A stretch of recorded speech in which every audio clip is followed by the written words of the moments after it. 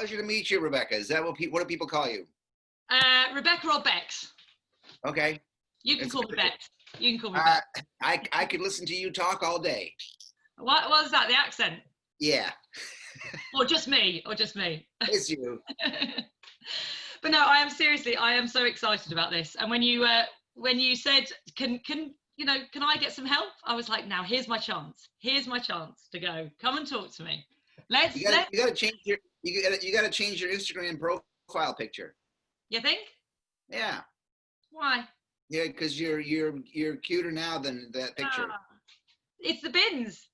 Is it? It's the bins, or the goggles, as you call them, isn't it? Pull your goggles down.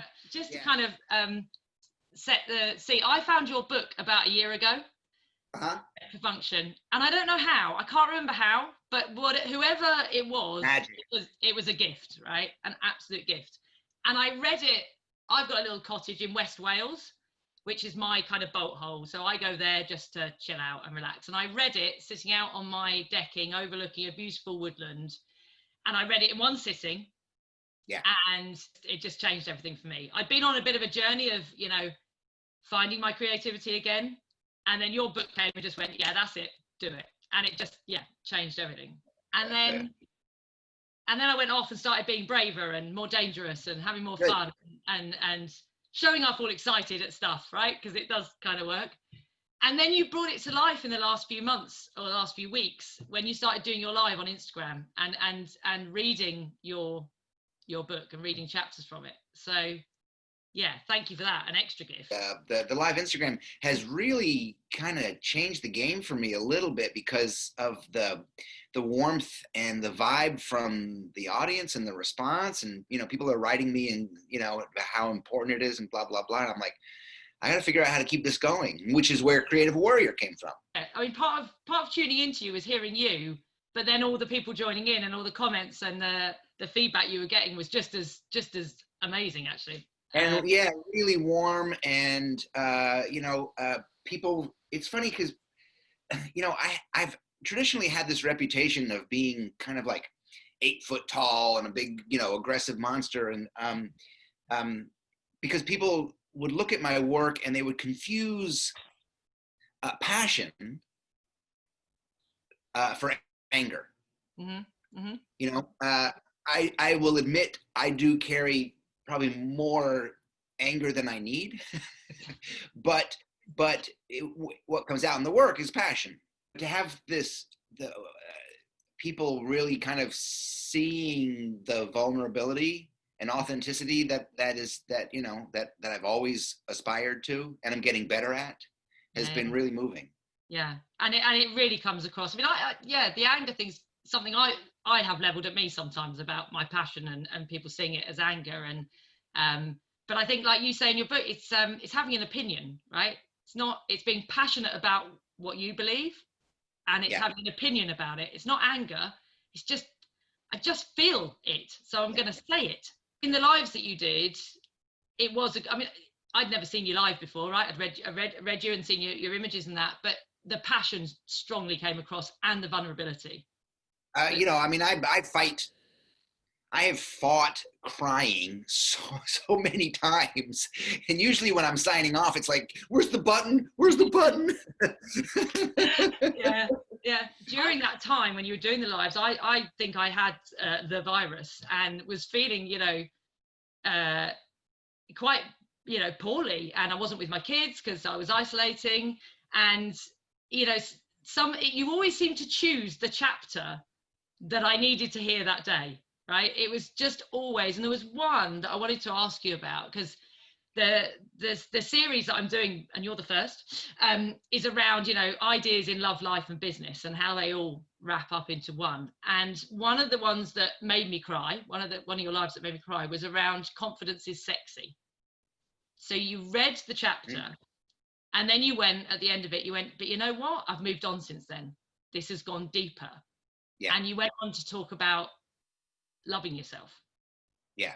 And I think that may have been one of the ones where you were trying not to cry at the end of it, right? So could you talk a bit more about that? That's a huge, talk more about that? Yeah. That's all I talk about now. because that is my journey. Mm-hmm. I've started it because I started the follow-up to Feck Perfunction. Uh-huh. And I realized that there's an idea in Feck Perfunction that is, I think, uniquely mine, and super important. The things that made you weird as a kid make you great today. Yeah. And that's basically going back to, and it's not the details. It's not like that you like paper dolls and you like things with rubber tires and you like building, and it's that when you were a kid you were full of joy and play, and you could dance and sing and be foolish. And it's just so completely difficult to do that now. This client in Dallas, his name is Bob, and Bob wants me to come and teach 250 people how to be creative. And he's in the entertainment industry. And he's pressing and pressing and pressing. And he finally says, James, what are you going to do? What are you going to do? I'm like, we haven't signed a contract. And I said, okay, here it is, Bob. If I was talking to the 7-year-old Bob, I'd say, hey, Bob, we're going to write a book today. Mm-hmm. You'd say, oh, can I draw the pictures? I say, yes, Bob, you can draw the pictures and you can draw the cover. He says, oh, and then we'll staple it together and we'll get it. And I said, yes, we'll do all that. But now I'm talking to the 40-year-old Bob, and I'm saying, Bob, we're going to write a book today. And you're going to say, I can't write. Mm-hmm. I don't know how to draw. Where are we going to get all these limitations, just all these limitations that you've picked up all along the 40 years, 30-something years, right? Because we can't access that joy, that play, that complete freedom. And the follow-up book is based on that, the things that made you weird. So tentatively it's called Hey Weirdo. Okay. Because people respond to that. They're like, you talking to me? You talking to me? But it's a head fake, because when you get in the book, it's really serious. Mm-hmm. And I've realized that in the first lines of Feck Perfunction says, we're all born wildly creative. But it's not, that creativity comes from us being weird. And that weirdness comes from self-love. Yeah. Because if you don't love yourself, if you don't care enough about this gift and this heart and here we go. And all the talents and all the value that you come with, then it's not going to be translated. It's not going to come out, right? Yeah. Hold on a second. The root core of it all is self-love. If you don't love yourself enough, if you don't value yourself, then what you're giving out has no value, has no worth. And it comes down to self-worth and self-compassion and self-love. And those are all things that I think the tears come from. Those are all things that I'm working really hard on right now. Yeah, it's really hard to love ourselves. Really hard. Rebecca, this shirt I'm wearing is this orangish. It's a big cowboy shirt, but I went out last night and got this orange one, and I found one with pearl snaps that's pink, and another pearl snap one that is like this light periwinkle blue, and this is the new me. Color. Yeah, love it. Color in my life. I've been like jean shirts, like gray, dark blue, white t-shirts, dark t-shirts. This is the beginning, the possibility, the definite, the creative warrior, the new book, the color. This is the third act. Yeah, which is what part of the difficulty sometimes with self-love, I think, and self-compassion is that there are different versions, there are different iterations. We kind of get, even when we find something, we get stuck in it, and then it's like we have to stay there. I mean, actually, I'm normally colour, and I've gone black and white today, so we've reversed the role, right? That's another bit of the vulnerability that I love, and that inspires me, is when someone that you read a book like this, right? I have it here, it's on my desk, I live with it, right? You read it and you think, right, he's got it sussed, he knows now, And then you see you on screen going, you know what, there's more. You know, what I've done, you know, since then I've realized that's not it. Confidence isn't the sexy bit. The sexy bit is loving yourself. And that Yeah. hurt. And now I'm going to go and love myself a bit more. And oh. what happens, Rebecca, is you know, because I'm trying to, when I do coaching, especially when I do coaching and teaching, and this is where the love, life, and business comes in. You know, first of all, people come to me with professional concerns. Mm-hmm. And then I always have to turn the table on them and go, you know what, you know, your problem with retaining your employees, your problem with your productivity, your problem with this or this or this comes from you. Mm-hmm. It comes from you, because everything comes from you. Yeah. So what I try to get them to do is to start focusing inward on the self-love, on the self-worth, kind of looking back in you know, finding all those subconscious reactions, those kind of animal instincts, those knee-jerk reactions, and become more conscious, become more conscious of them, and then start all the love, retaining it and bringing it all back in here, because when it is all in here, then it radiates. Yeah. Then change happens. Yeah. When you start with self-respect, you know, loving yourself enough to say no and start creating boundaries. You know, you can tell when you meet somebody who's owning it, and you can tell when you meet somebody who gives it away, yeah, or has given it away. Yeah. I was writing a new newsletter about masks, because everybody's wearing masks now, and I'm like, oh no, we've always had masks. Mm-hmm. I have a mask and I'm trying to get rid of it. Uh-huh. You know. Yeah. I got rid of mine over a year ago now. I stopped wearing makeup, right? Because that was a mask, right? That was a literal mask that I used to put on. This will make you cry. I used to stop on my way to work in London, boring commute, train, stop in horrible toilets in a big mall as you call it, and I'd paint my face on. I'd cry, and then I'd paint my face on, and then I'd go and do my day, right? Oh my God. I wasn't loving myself, wasn't respecting myself. And yeah, you know what? I wasn't shining for anyone else. I was doing a great job, right? Brilliant job. I was great at my job, yeah, but I wasn't showing up as me. It was, yeah. So I made a decision just over a year ago, just to go, do you know what? Like you said, that awareness of it was, I had to take that mask off. I had to stop, and I had to stop keep putting it back on, and just show up like as I am. Yeah. And you know, and it's been liberating in so many other ways, right? It, you know, in so many other ways, it's just going, you know what, this is who I am, and if you don't like it, you know, scroll past, keep going, find someone else. Excellent. But so mine has been a literal mask that I've taken off. But you're right, there's oh God, we've got so many that we wear. What's the mask that you're stripping back? There is I've realized lately, going through a lot, so I've realized lately, you know, more about myself, and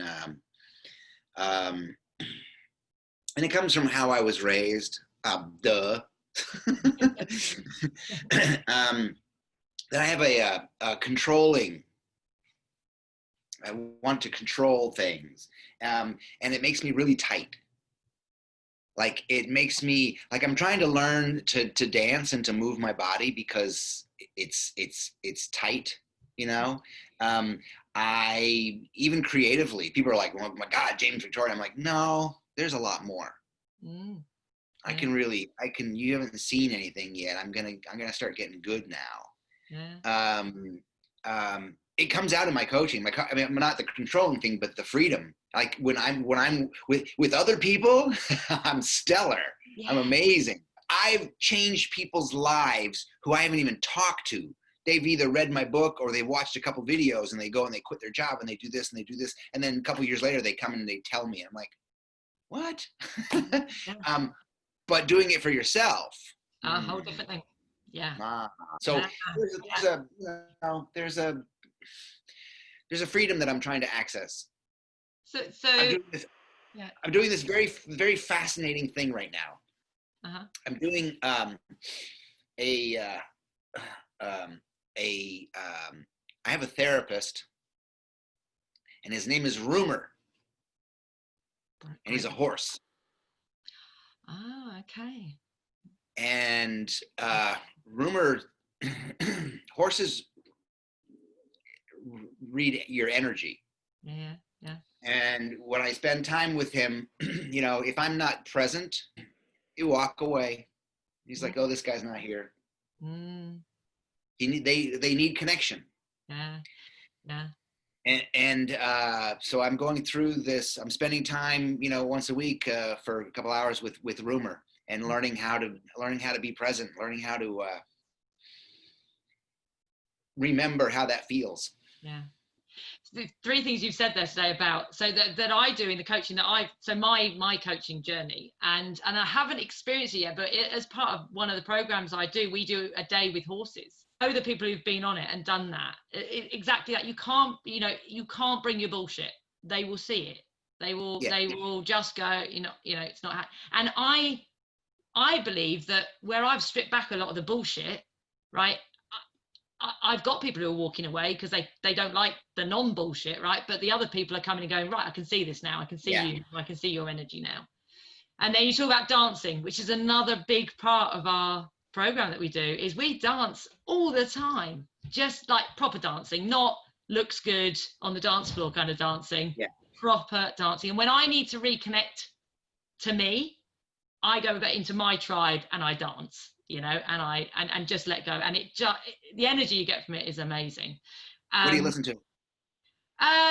Anything. It doesn't matter. It really doesn't matter what the music is. It's whatever. And just get lost in the music.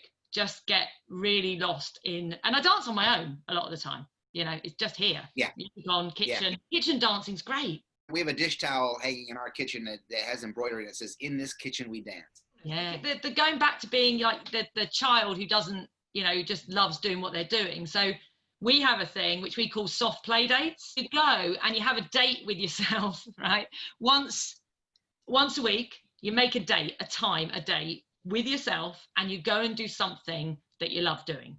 And often it's what you love doing as a kid, right? That you really just loved for no other reason than you loved it. So, I've gone and swung on a swing rope in the woods, just because it's fun. I've driven fast cars around tracks. I've, just whatever it happens to be. And one of the things that I did that I loved doing as a kid that I'd stopped doing because everyone told me I couldn't, right? And it wasn't was singing. I went back and I started singing, and I freaking love it. And it's been, bit like you were saying about your therapist, singing has been my therapy. I've sung the songs I need to sing. I've sung the words I need to sing. My singing teacher, the number of times we don't get through our songs because we're crying, right? It's been my absolute therapy, and I love it. And then I go, Feck Perfunction, I'll go and do it live. Why not? Oh, here, hang on. Oh. Hey! I suck.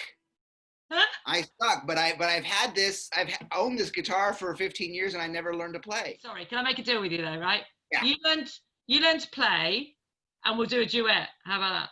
I'll sing. Okay. Yeah?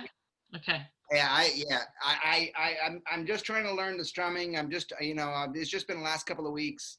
I'm trying to learn, A, G, D, E, and figure it out. One of the last times I was playing pool, I was just out by myself and having a beer and playing pool. And when this COVID thing is done, I'm letting everybody know that I'm going to have a regular pool night. Everybody can come and laugh and hug and drink beer but I was playing pool, and I was every time I missed a shot, I'd be like, shit, damn. And I was like, whoa, James, what are you doing?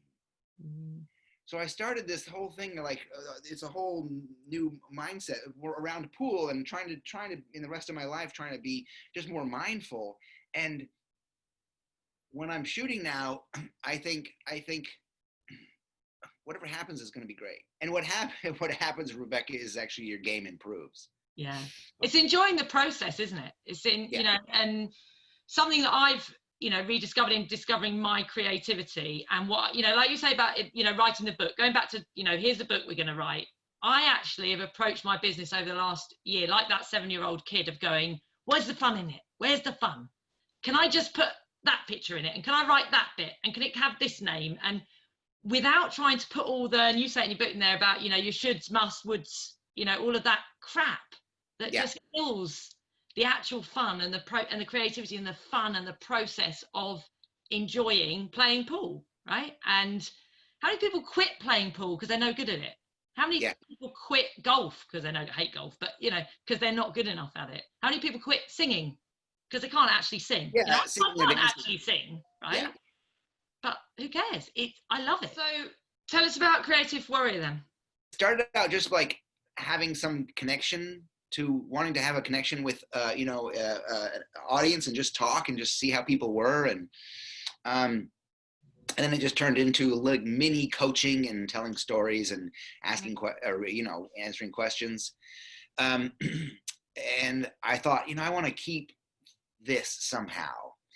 The quarantine thing killed my income, because my income is based on people traveling to study with me, or me. I was supposed to be in London for 2.5 weeks and getting paid a lot of money for 3 different gigs, and then Barcelona, and then Dallas, and they all got shit canned. So I got zero money coming in. So I was like, and I was cool with it. I was like, no, okay, what are we gonna do? This is fine. It's gonna be fine. And then I woke up and I realized that because I'm, the control thing, I was suffering physically and emotionally. And I started talking to some pals of mine. I'm like, what should I do? A mastermind group where I get 10 people, or do I do a product, an online product based on my book, Feck Perfunction, and film each chapter. And then I realized I was doing the Instagram Live, and I'm like, I could basically do that. Yeah. And so it's a live weekly course. Each month is a theme. Mm-hmm. So the first month we're going to be dealing with voice, how to find your voice. What is it? How to find it? Where does it come from?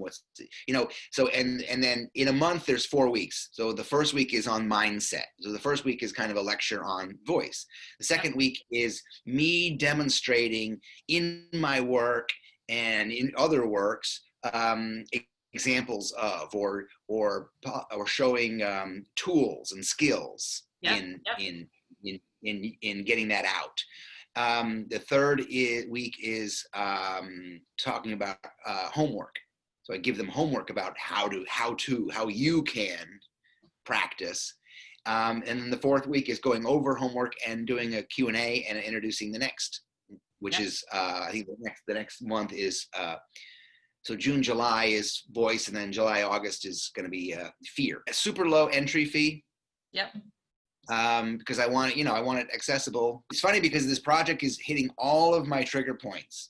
I decided to put out the word and find somebody who could build all these things for me. So I'm working with somebody from the UK, a guy named Wayne Feck, amazing.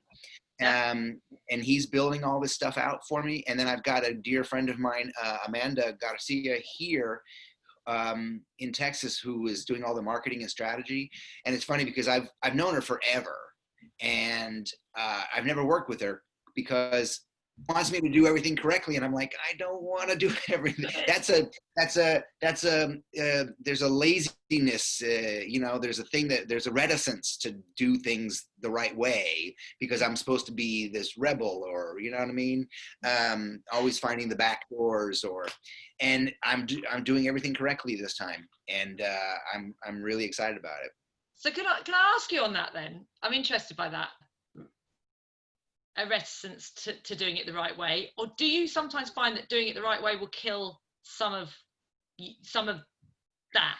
your joy and your love and your creativity? No, I don't. I really don't, Rebecca. I think the reticence is, I know how people do online programs, and I know how people do sales. Mm-hmm. They do it with there's a way.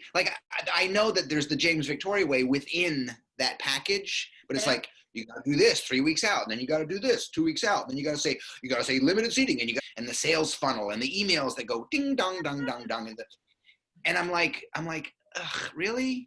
Yeah. Really? I got to do that? My team now is like, yep, you got to do Oh, that. don't do it too much. Don't do it too much. Well, I'm you know, still resisting. I'm gonna do it my way. You know, it'll be an organic thing. I have a, you know, a very kind audience, and like I said, the entry fee on this thing is super low.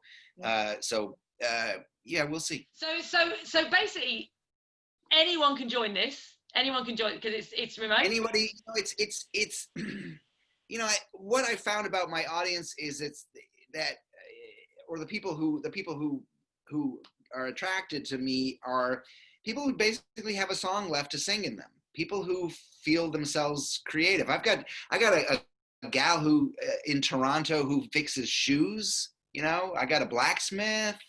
I've got a ton of business people who are like, oh, you know what I really want to do? Or musicians, actors, trans people who do drag, you know, because they're always searching for that some level of authenticity or some level of, you know, of creativity. So it's really not artists or designers. That's quite a big niche you got going on there. Yeah.